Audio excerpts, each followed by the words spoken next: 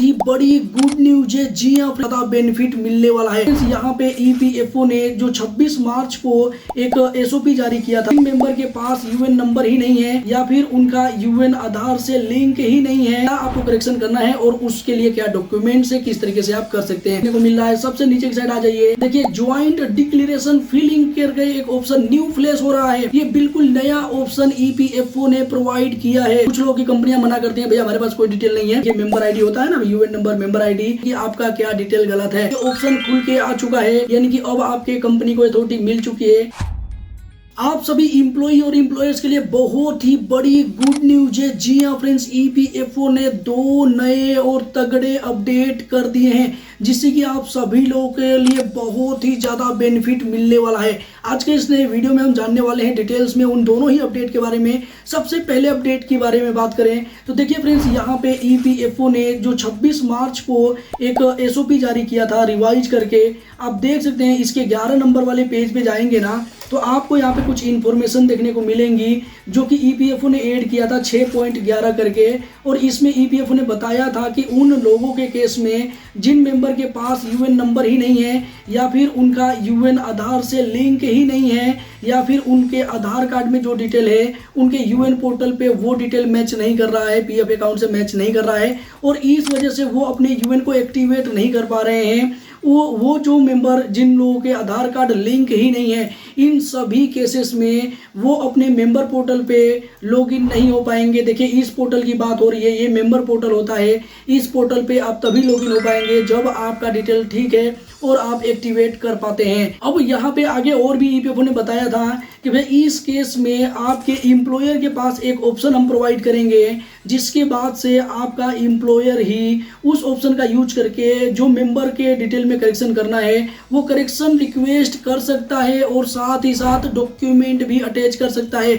लेकिन अभी तक समस्या क्या थी, एम्प्लॉय और एम्प्लॉयर दोनों को ही, कि भैया ईपीएफओ ने तो बोल दिया था एसओपी में कि हम ये ऑप्शन प्रोवाइड करेंगे, लेकिन अभी तक नहीं था। फाइनली ये जो पहला अपडेट है ना, इसी के ऊपर है कि अब ऑप्शन ये प्रोवाइड कर दिया है ईपीएफओ ने। देखेंगे कि कहाँ पे प्रोवाइड किया और किस तरीके से आपका एम्प्लॉयर करेक्शन रिक्वेस्ट करेगा, और बाद में हम दूसरे अपडेट की भी बात करेंगे। तो बिल्कुल भी इस वीडियो को स्किप मत करना, एक एक पॉइंट को देखना। बहुत ही अच्छी ये वीडियो होने वाली है, आप सभी लोगों के लिए फायदेमंद होने वाली है। देखिए फ्रेंड्स, यहाँ पे चूंकि हम मेंबर पोर्टल पे हैं, लेकिन इसके साथ साथ आप देख सकते हैं कि जो आपका एम्प्लॉयर का पोर्टल होता है, कंपनी का पोर्टल होता है, वो अलग होता है। आपकी कंपनी अपना जो भी डिटेल्स है यहाँ पे एंटर करेगी, यूजर आईडी और पासवर्ड, और उसके बाद जैसे साइन इन करती है ना, देखिए इन दोनों में ही अंतर आप देख सकते हैं। देखिए ये एम्प्लॉयर पोर्टल है, आपके कंपनी का पोर्टल है, और जो एम्प्लॉयर है उनको तो पता ही है भैया, वो तो रोज फेस करते हैं। और देखिए ये आपका मेंबर पोर्टल है, तो जो लोग अपना यूएन एक्टिवेट कर पा रहे थे तो भैया वो तो यहाँ से करेक्शन रिक्वेस्ट कर पा रहे थे। देखिए मैनेज वाले ऑप्शन से, या ज्वाइंट डिक्लेरेशन का ऑप्शन है, यहाँ से सेलेक्ट करके और अपनी चेंज रिक्वेस्ट कर पा रहे थे उनके डिटेल में जो भी गलती थी। देखिए गेट डिटेल्स करेंगे तो यहाँ पे ये ऑप्शन खुल जाता था और इस ऑप्शन से ही वो करेक्शन रिक्वेस्ट करते थे। और इस पे ऑलरेडी हमने डिटेल वीडियो भी बनाया है कि क्या आपको करेक्शन करना है और उसके लिए क्या डॉक्यूमेंट्स है, किस तरीके से आप कर सकते हैं। लेकिन आज हम बात कर रहे हैं एम्प्लॉयर पोर्टल की। जी हाँ फ्रेंड्स, देखिए जो कि ईपीएफओ ने बोला था कि हम ऑप्शन प्रोवाइड करेंगे, फाइनली ईपीएफओ ने ये ऑप्शन प्रोवाइड कर दिया है। देखिए यहाँ मेंबर का जो ऑप्शन है यहाँ पे देखने को मिल रहा है। सबसे नीचे की साइड आ जाइए, देखिए ज्वाइंट डिक्लेरेशन फिलिंग करके एक ऑप्शन न्यू फ्लैश हो रहा है। ये बिल्कुल नया ऑप्शन ईपीएफओ ने प्रोवाइड किया है। अब देखिए फ्रेंड्स, इसको जैसे ही आप सेलेक्ट करेंगे तो कुछ इस तरीके से इंटरफेस आएगा। देखिए ये सेलेक्ट आपकी कंपनी करेगी और आपकी कंपनी आपका जो भी यूएन नंबर है या फिर मेंबर आईडी, दोनों में से कोई भी आपके पास है तो वो एंटर करेगी।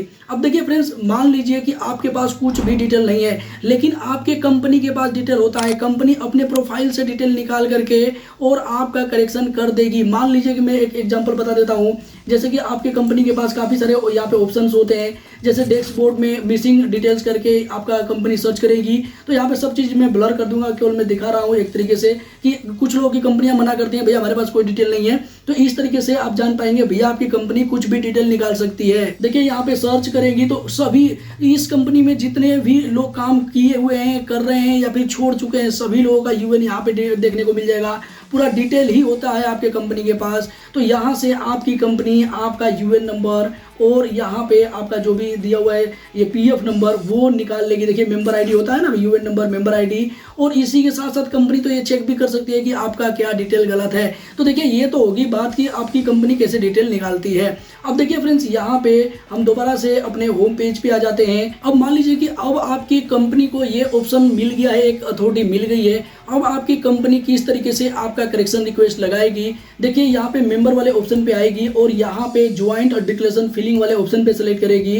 तो यहाँ पे जैसा कि लिखा हुआ है कि भैया आप मेंबर आईडी या फिर यूएन नंबर कोई भी एंटर कर सकते हैं, तो मैं यहाँ पे यूएन नंबर एंटर कर लेता हूँ। सर्च करेंगे तो आपका जिस भी मेंबर का यहाँ पे यूएन नंबर डाला जाएगा ना, उसका ही डिटेल देखने को मिलेगा। देखिए यहाँ पे यूएन नंबर देखने को मिल गया है, पीएफ नंबर देखने को मिल गया है, और उसके बाद से यहाँ पे गेट डिटेल्स करना है। ये आपका एम्प्लॉयर यहाँ पे गेट डिटेल्स करेगा। तो आप देख सकते हैं सेम टू सेम ये ऑप्शन खुल के आ चुका है, यानी कि अब आपके कंपनी को अथॉरिटी मिल चुकी है। यहाँ भी आप सेम चीज देख सकते हैं कि आपका एम्प्लॉयर भी 3 स्टेप फॉलो करेगा। देखिए पहले में आपका अपडेट डिटेल क्या करना है वो एंटर करेगा, बाद में कुछ डॉक्यूमेंट्स अपलोड करेंगे और उसके बाद से प्रीव्यू एंड सबमिट कर देगा। अब देखिए फ्रेंड्स, सेम चीज मैं आपको दिखाना चाहूंगा कि यहाँ पे मेंबर पोर्टल पे आप देख सकते हैं सेम 3 स्टेप दिया हुआ रहता है। अपडेटेड, देखिए अपडेट डिटेल, यहाँ से डिटेल आप अपडेट करते हो, यहाँ पे डॉक्यूमेंट अपडेट करते हो और यहाँ पे प्रीव्यू एंड सबमिट तीसरे ऑप्शन में सबमिट कर देते हो। थोड़ा सा यहाँ पे कुछ डिटेल हम चेंज करके देख लेते हैं। तो देखिए फ्रेंड्स, यहाँ पे मैं सबसे पहले मेंबर का डिटेल चेंज कर लेता हूँ। तो मान के चलते हैं कि इनके फादर के डिटेल में कुछ चेंज करना है। तो यहाँ पे आप देख सकते हैं फादर डिटेल्स में इनके हम कुछ चेंज करेंगे। यहाँ पे 1-2 मीनिंग यहाँ से गायब कर देंगे। चलिए इतना गायब कर दिया हमने। और उसके बाद से नेशनलिटी अगर आपका सेलेक्ट नहीं है तो वो तो आपको करना ही पड़ेगा नेशनलिटी। तो यहाँ से मैं इंडिया कर लेता हूँ, इंडियन। और उसके बाद से सबसे नीचे की साइड आ जाएंगे और यहाँ पे आपको चेक बॉक्स पे सेलेक्ट करना होता है और प्रोसीड कर देना होता है। अब हम एम्प्लॉयर के पोर्टल पे देखेंगे, सेम चीज आपको देखने को मिलेगी। देखिए यहाँ पे जो मेंबर पोर्टल है, मेंबर पोर्टल पे हम जैसे हम प्रोसेस करेंगे तो यहाँ पे देखने को मिल गया है कि आपको डॉक्यूमेंट अपलोड करने का ऑप्शन आता है, लेकिन ये मेंबर पोर्टल है। अब हम देख रहे हैं, देखिए आपके कंपनी के पोर्टल पे कैसा दिखेगा। कंपनी के पोर्टल पे ऐसा जैसे कि ओपन होकर के आ चुका है। अब यहाँ पे हम डिटेल करेक्ट करेंगे। देखिए डिटेल में इनका भी हम इनके फादर के नेम में कुछ करेक्शन करके देखते हैं। ये पेंसिल का आइकन है, यहाँ सेलेक्ट करना है और इनके फादर के नेम में कुछ करेक्शन करते हैं। अब देखिए फ्रेंड्स, यहाँ पे एक चीज मैं और आपको बताना चाहूंगा कि जिन लोगों के केस में आधार कार्ड लिंक नहीं है, वो लोग, उनका जो कंपनी है वो लिंक कर पाएगी। हालांकि उन लोगों के लिए बहुत ही बुरी खबर है जिन लोगों के केस में उनका पहले से आधार कार्ड लिंक है उनके यूएन पोर्टल से, उनके पीएफ खाते से और वेरीफाइड भी है। देखिए फ्रेंड्स, यहाँ पे ईपीएफओ के नियम के हिसाब से आप देख सकते हैं नोट लिखा है और यहाँ बताया गया है कि अगर आपका आधार कार्ड लिंक है पहले से और वेरीफाइड है तो भैया आप एडिट नहीं कर सकते हो। यानी कि आपका एम्प्लॉयर ये प्रोसेस कर रहा है ना, तो आपका एम्प्लॉयर यहाँ से एडिट नहीं कर पाएगा। अथॉरिटी नहीं मिली हुई है अभी तक। तो अगर आपके केस में आपका आधार कार्ड लिंक ही नहीं है तो आपके कंपनी को इधर अवेलेबल डिटेल्स में नॉट अवेलेबल देखने को मिलेगा और यहाँ पे बॉक्स दिख जाएगा। इस बॉक्स में आपका एम्प्लॉयर आपका डिटेल फिल कर पाएगा, आधार नंबर फिल कर पाएगा। लेकिन जिन लोगों के केस में काफ़ी लोग क्वेश्चन करते हैं, कमेंट करते हैं कि सर मेरा तो आधार कार्ड लिंक है, दूसरे का है, वेरीफाइड भी है, तो हमारे केस में क्या होगा। तो देखिए फ्रेंड्स, यहाँ पे कहीं ना कहीं ईपीएफओ का ये ऑप्शन देना चाहिए था, लेकिन ईपीएफओ ने नोट में लिख दिया है पहले से कि भैया अगर आपका पहले से लिंक है और वेरीफाइड है तो यहाँ पे एडिट करने का ऑप्शन नहीं मिलेगा आपके एम्प्लॉयर को। तो कहीं ना कहीं आपको इस तरीके से अभी ऑफलाइन तरीके से ही जाकर करेक्शन करवाना पड़ेगा, क्योंकि यहाँ ऑनलाइन ऑप्शन नहीं है। तो भैया इसके बाद आपका ऑफलाइन ही तरीका बचता है। अब देखिए इसके बाद से हम बात कर लेते हैं, जैसे कि इसके अलावा अगर आपको कोई करेक्शन करना है तो यहाँ पेंसिल का आइकन दिया हुआ है, आपके एम्प्लॉयर को अथॉरिटी है, यहाँ से आपका एम्प्लॉयर करेक्ट कर सकता है। अब देखिए फ्रेंड्स, यहाँ पे चूंकि हमने फादर नेम में करेक्शन किया है, अब नीचे की साइड आ जाएंगे, सबसे नीचे की साइड, और यहाँ पे चेक बॉक्स पे सेलेक्ट करेंगे और प्रोसीड कर देंगे। देखिए ये एम्प्लॉयर पोर्टल से हम कर रहे हैं, बिल्कुल ध्यान दीजिएगा। और सेम प्रोसेस आ चुका है, आप देख सकते हैं कि यहाँ पे आपके एम्प्लॉयर को भी अपलोड डॉक्यूमेंट का ऑप्शन देखने को मिल गया है। अब आपका एम्प्लॉयर इधर से डॉक्यूमेंट आपका अटैच करेगा। अब देखिए फ्रेंड्स, यहाँ पे अभी हम पहले अपडेट के बारे में जान चुके हैं कि भैया अब आपके कंपनी को ये अथॉरिटी मिल गई है कि अब आपकी कंपनी आपके रिक्वेस्ट को ऑनलाइन कर पाएगी अपडेट। अब आपको डॉक्यूमेंट्स कुछ लेके जाने पड़ेंगे, उसके लिए हम आगे बात करने वाले हैं क्या क्या डॉक्यूमेंट लेके जाने हैं। अब देखिए दूसरे अपडेट के बारे में हम जान लेते हैं इसी बीच। देखिए फ्रेंड्स, दूसरा अपडेट किया गया है ईपीएफओ की तरफ से, वो बहुत ही बड़ा अपडेट किया गया है।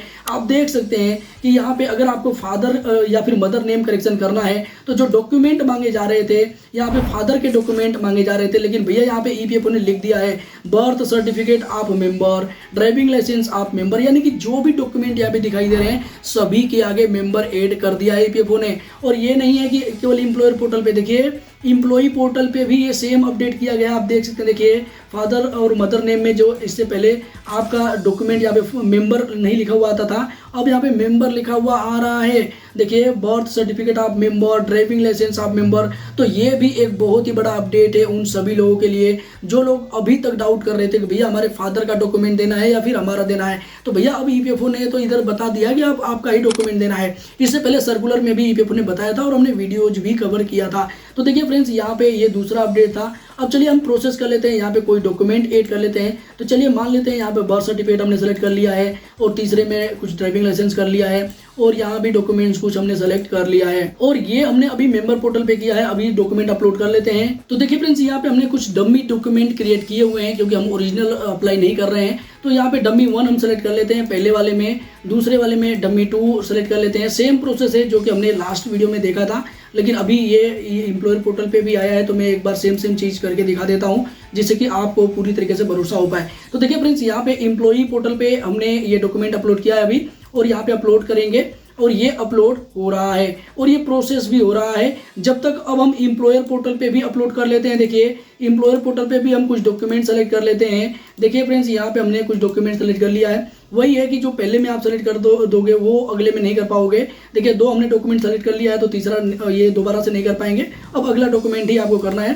तो यहाँ पे अगला डॉक्यूमेंट हमने कर लिया है। अब उसके बाद से आप देख सकते हैं कि यहाँ भी हम चूज डॉक्यूमेंट करेंगे। डमी डॉक्यूमेंट ही अपलोड करना है हमें, तो डमी 1 मैंने कर लिया है, डमी 2 कर लिया है। देखिए यहाँ पे आपको सेम नाम से आप दोबारा अटैच नहीं कर सकते हैं, तो इस बात का ध्यान देना है। और आपने जो भी फाइल नेम रखा है उसमें गैप नहीं होना चाहिए। देखिए या जैसे कि डमी 3 लिखा है तो डमी और 3 के बीच में गैप नहीं होना चाहिए, अन्यथा आपको एरर देखने को मिलेगा। तो हमने इधर कर लिया है। अब यहाँ पे ये एम्प्लॉयर पोर्टल पे हमने अपलोड किया है। अब यहाँ पे अपलोड करेंगे। देखिए यहाँ पे अब यहाँ भी अपलोडिंग चालू हो चुकी है और देख सकते हैं फ्रेंड्स कि यहाँ पे अगला प्रोसेस आ चुका है। अब यहाँ पे आपको देखने को मिलेगा सारे डॉक्यूमेंट्स और इनका फादर नेम हम करेक्शन करने के लिए रिक्वेस्ट कर रहे थे और यहाँ पे सभी डॉक्यूमेंट्स आप देख सकते हैं। व्यू ऑल डॉक्यूमेंट्स करेंगे तो ये सारे डॉक्यूमेंट देखने को मिलेंगे जो हमने अभी अभी अपलोड किया है। अब देखिए यहाँ पे हम देख लेते हैं कि मेंबर पोर्टल पे क्या ऑप्शन आ रहा है। तो देखिए मेंबर पोर्टल पे यहाँ पे देखने को मिल रहा है सेम चीज देखने को मिल रहा है, लेकिन यहाँ पे एक चीज आपको डिफरेंट देखने को मिलेगा कि भैया यहाँ पे आपको चेक बॉक्स पे सेलेक्ट नहीं करना है, डिक्लेयर नहीं करना है, जो कि मेंबर पोर्टल से आप करते हो तो आपको डिक्लेयर करना पड़ता है। ये देखिए यहाँ पे डिक्लेयर करना पड़ता है आपका ये सारा कुछ ठीक है और आपका कंपनी का नाम ये है। चूंकि यहाँ पे कंपनी के पोर्टल पे आप देख सकते हैं केवल और केवल यहाँ पे सेव करने का ऑप्शन आ रहा है, कोई भी डिक्लेरेशन करने का ऑप्शन नहीं आ रहा है। तो ये एक चेंज है। हालांकि ये एम्प्लॉयर आपका खुद ही कर रहा है, तो आपका एम्प्लॉयर यदि कोई भी करेक्शन कर रहा है तो भैया उसको कोई वेरिफिकेशन करने की जरूरत है नहीं। ये डायरेक्ट आपके पीएफ ऑफिस पे रिक्वेस्ट चली जाएगी और उसके बाद से पीएफ ऑफिस वेरीफाई करेगा, आपका डिटेल ठीक रहेगा तो जल्द ही करेक्ट हो जाएगा। अब हम बात कर लेते हैं कि भैया ये जो एम्प्लॉई पोर्टल से आप करते हो तो यहाँ पे एक स्टेप जुड़ जाता है। यहाँ पे आप जैसे ही अपना रिक्वेस्ट करते हो सफलतापूर्वक, उसके बाद से आपकी जो रिक्वेस्ट है वो कंपनी के पास जाती है और कंपनी अप्रूव करती है, उसके बाद ही पीएफ ऑफिस पे जाती है। तो यहाँ पे कहीं ना कहीं एक स्टेप पूरी तरीके से बाईपास हो जाएगा, यानी कि आपका काम जल्दी हो जाएगा। और फ्रेंड्स ये तो होगी नए अपडेट के बारे में बात। अब हम बात कर लेते हैं कि अब आपको क्या क्या डॉक्यूमेंट्स देने हैं और आपको टाइम कितना लगने वाला है। तो देखिए फ्रेंड्स यहाँ पे सबसे पहले टाइम की बात कर लें तो आप देख सकते हैं कि यहाँ पे 13 नंबर के पेज पे टाइमिंग के बारे में बात की गई है एसओपी में। देखिए सारा कुछ एसओपी के हिसाब से ही हो रहा है। ईपीएफओ ने पहले से बता दिया था हम ऐसे ऐसे काम करेंगे और वैसे ही काम कर रहा है, भले ही थोड़ी सी देरी हो रही है। आप देख सकते हैं कि यहाँ पे टाइम स्टैम्प के बारे में बताया गया था। आप देख सकते हैं कि यहाँ पे T+7 लग रहा था, यानी कि ये T है आपके एम्प्लॉयर का टाइम काउंट कर रहा था कि भैया आपका एम्प्लॉयर कितना टाइम ले रहा है। अब अगर आपका एम्प्लॉयर अभी के अभी अप्रूव कर देता है और आपका जो करेक्शन है वो माइनर है तो आपका 7 दिन के अंदर में करेक्शन ईपीएफओ के द्वारा कर दिया जाएगा, ऐसा दावा किया जाता है। अब देखिए फ्रेंड्स यहाँ पे मेजर करेक्शन के लिए ईपीएफओ ने बताया है कि भैया अगर आपका एम्प्लॉयर सारा कुछ कर देता है तो आपका 15 दिन हम लेंगे, उसके बाद से करेक्शन हो जाएगा।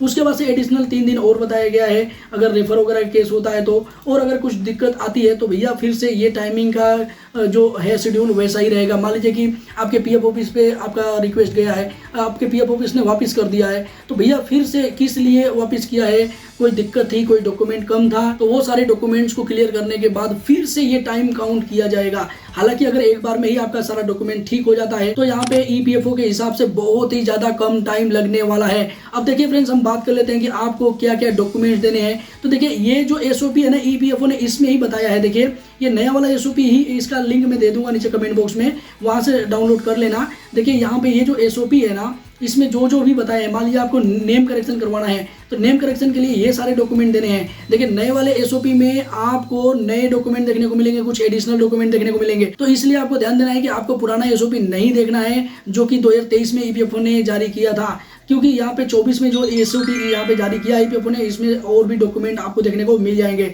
अब मान लीजिए कि आपको नेम नहीं करेक्शन करवाना है, आपको करवाना है डेट ऑफ बर्थ। तो देखिए डेट ऑफ बर्थ के लिए ये सारे डॉक्यूमेंट्स ईपीएफओ के द्वारा मांगे जा रहे हैं। आप एक एक करके देख सकते हैं, वीडियो को रोक के देख सकते हैं। ये वीडियो ज़्यादा लेंथी हो रही है इसलिए मैं थोड़ा सा फास्ट करूंगा इधर। हालांकि इन पे ऑलरेडी हमने वीडियो बनाया है, डिटेल वीडियो बनाया है, आपको घबराना नहीं है। आप डिटेल में कमेंट करके पूछ सकते हैं, वो वीडियो का लिंक भी प्रोवाइड हम कर देंगे। अब देखिए यहाँ पे पेरेंट्स के नेम में रिलेशनशिप आपको करेक्शन कराना है, तो आपके लिए ये सारे डॉक्यूमेंट ईपीएफओ के द्वारा मांगे गए हैं। अब देखिए फ्रेंड्स, यहाँ पे मैरिटल स्टेटस के लिए ये सारे डॉक्यूमेंट मांगे गए हैं, और आप देख सकते हैं कि रीजन अगर आपका ठीक करवाना है, डेट ऑफ लिविंग, तो इसके लिए ये सारे डॉक्यूमेंट आपको देने हैं। अब देखिए इसमें काफ़ी सारे डॉक्यूमेंट ऐसे हैं कि आपके एम्प्लॉयर के द्वारा बना करके लगाए जाने हैं, तो भैया आपके एम्प्लॉयर के द्वारा वो दे दिए जाएंगे आपके। और अगर एम्प्लॉयर खुद ही कर रहा है तो वो खुद ही आपका लगा देगा ये सारा डॉक्यूमेंट। तो देखिए फ्रेंड्स, यहाँ पे डेट ऑफ लिविंग के लिए ये सारे डॉक्यूमेंट बताए गए हैं, और इसके अलावा आप देख सकते हैं नेशनलिटी के लिए ये सारे डॉक्यूमेंट बताए गए हैं, और आधार कार्ड के लिए ये इसके बारे में बताया गया है। अब ऐसा नहीं है कि 10-11 डॉक्यूमेंट मांगे जा रहे हैं तो 10-11 पूरा देना है। आपको अगर मेजर करेक्शन है तो 3 डॉक्यूमेंट देने हैं, और माइनर करेक्शन है तो 2 डॉक्यूमेंट देने हैं। और अगर आपको और ज्यादा जानना है कि माइनर करेक्शन क्या होता है, मेजर करेक्शन क्या होता है, तो इसके लिए हमने डिटेल वीडियो बनाया है। और अगर आप जानना चाहते हैं भैया इस एसओपी में क्या क्या छुपा हुआ है, तो भैया इस एसओपी में बहुत कुछ छुपा हुआ है जो कि ईपीएफओ ने पहले से बता दिया है, और इस पे हमने डिटेल वीडियो 1.5 घंटे का, 1 घंटे 40 मिनट का बनाया हुआ है। अगर आप जानना चाहते हैं पूरी तरीके से तो भैया वो वीडियो आप देख सकते हैं। स्टेप बाय स्टेप हर एक पॉइंट के बारे में बताया है, और हर एक पॉइंट को आपको जानना जरूरी है। ऐसा नहीं है कि इसमें से कोई भी पॉइंट छोड़ना है। भैया ईपीएफओ ने आप सभी के नॉलेज के लिए ये इतना बड़ा एसओपी जारी किया है, और इसमें सभी पॉइंट्स को क्लियर किया है। तो आई होप कि इस वीडियो से आपको काफी ज्यादा हेल्प मिला होगा। ये वीडियो ऑलरेडी मुझे नहीं पता कितनी लेंथी हो गई है, लेकिन फिर भी इस वीडियो में मैंने बताने का प्रयास किया, हर एक चीज बताने का प्रयास किया है कि ईपीएफओ ने क्या कुछ नया अपडेट किया है और आपको किस तरीके से बेनिफिट मिल सकता है। फिर भी अगर कुछ छूट गया हो तो नीचे कमेंट बॉक्स में कमेंट करके बताना, आने वाली वीडियो में जरूर उस पॉइंट को कवर करूंगा। हालांकि ईपीएफओ का ये अपडेट बहुत ही जबरदस्त अपडेट है जिसकी जानकारी सभी लोगों को होनी चाहिए, तो इसलिए कम से कम 2 लोगों को 2 ग्रुप में जरूर शेयर करना इस वीडियो को, जिससे कि आपके एक सहायता से काफी लोगों की सहायता हो सकती है। इसी के साथ मिलते हैं किसी नेक्स्ट इन्फॉर्मेटिव वीडियो में, तब तक के लिए जय हिंद, जय भारत, वंदे मातरम।